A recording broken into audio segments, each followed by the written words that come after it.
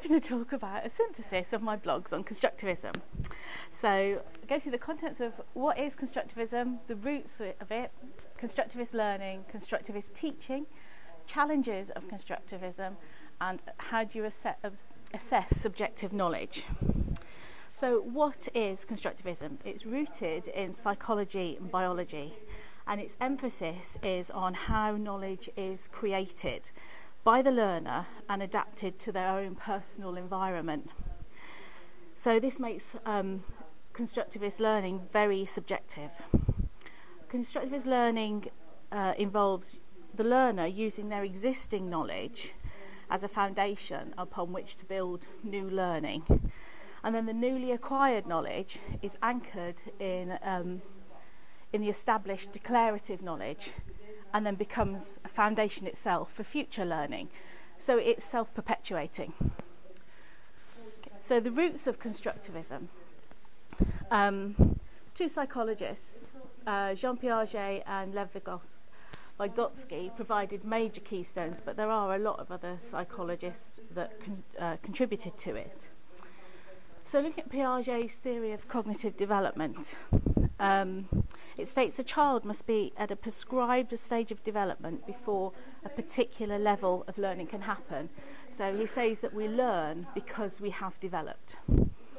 In brief, he proposed that we have schemas, so they're unobservable nervous processes of the nervous system, which form cognitive building blocks, which allow us to categorise stimuli and cognitively adapt to our environment.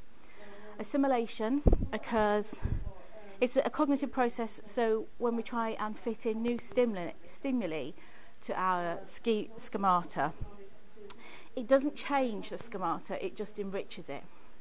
Now, if we come across a stimuli which doesn't fit in any schemata, then we have to accommodate it.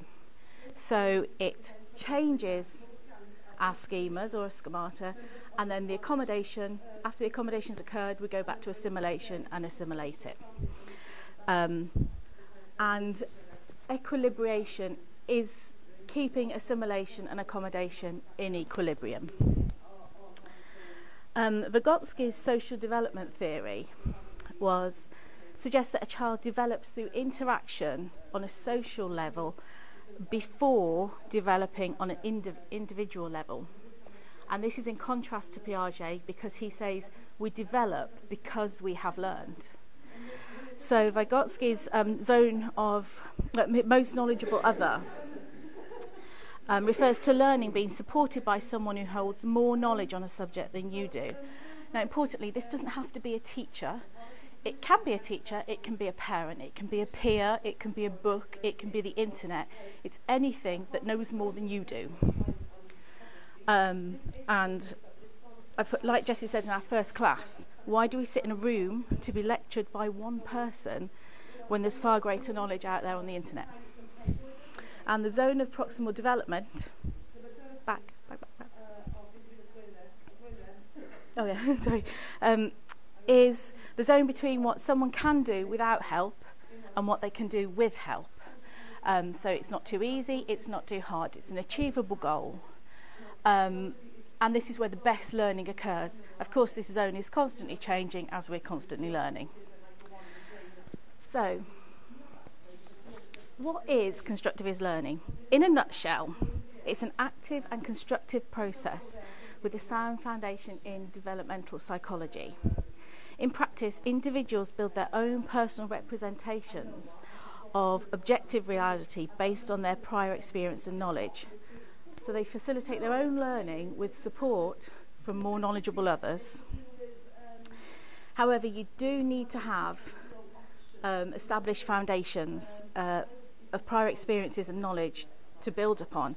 It's like building a house. You can't build a house without solid foundations. Okay.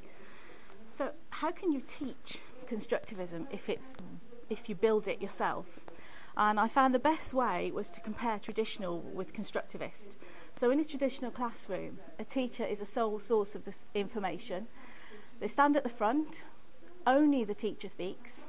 The students are engaged in one activity, the old do the exercise in the back of the book, and the desks are in rows. In a constructivist classroom, the teacher is a facilitator.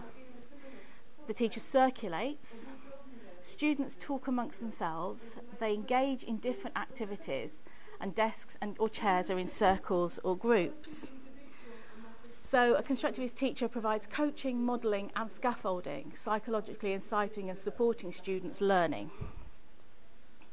And where's the best place to see this in action? Look around. This is what we're doing now. Okay, so challenges of constructivism. There's challenges with every sort of teaching, but these are just a few that I've picked up on. Environment. Talking amongst students can be noisy, and they could talk about the weekend, the love life, the football shoes. But this can be combated by the teacher just establishing new acceptable norms. Yes, you can talk, but it must be on subject. Poor teaching. Unprepared teachers. A teacher that wants to teach in a constructivist way must know how to do it. For instance, when to redirect a group's thinking, or when to add to a debate if it's stalled a little bit. Cheating and freeloading, these will always happen. I know they are. They need new acceptable social norms. Right. So the key to avoiding cheating in a constructivist classroom is to ensure that a student has adequate prior knowledge and access to the correct ZPD and MKO. And social loafing and freeloading. Consistently working in groups, this does make it more prevalent, but individual assessments will soon show this up. So freeloaders, you're only going to come unstuck when you're individually assessed. So talking about assessments, okay, how do you assess it? Okay, so there's the question, what is the most valuable thing in the world? Is it the space station? Is it people? Is it antimatter? Is it wisdom? None of these are wrong. So how can a teacher stand there and say, it's the International Space Station, when actually everything's right? There is no one right answer. And just a little cartoon to demonstrate it. So, ways of assessing subjective knowledge. There's lots of ways. Student-designed assessment, simulation, projects, portfolios, peer assessment, oral presentations, anecdotal records, or even blogging, maybe. So it's not that knowledge acquired through constructivist learning can't be assessed. It's just that assessment methods need to be adjusted. Okay. So in conclusion, it's got its foundations. They're solid in psychology and biology. It engages the student. It's got challenges, but then everything does. And it can be assessed. And if there's any questions, I can guide you some useful resources. Are there any questions? I have one question about this class of constructivism, because you painted, the constructivist, and you alluded to this class. But one of the things that never fails to come up when we talk about constructivism is that the students do what they want to do, and they do a whole bunch of different activities. In this class, that never takes place. You don't get to do a whole lot of different activities. You blog and you talk. But you do. You just don't do it in a classroom environment. You go off, you do your own activity on your own subject. You research that with. Still producing exactly the same thing over and over and over and over and over again. It's only the same method of assessment. How you get there is up to you. Right. That's the way I look at it.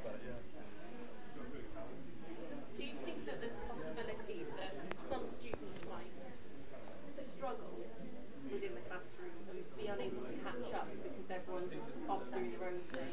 Yeah, but then you do have a teacher as a facilitator and a more knowledgeable other. So you can still go to it. It's getting used to it. I mean, once you Yeah. get used to this kind of learning, you choose how you engage with it. And I think even at a very young age, you could introduce this type of learning and it would work. Because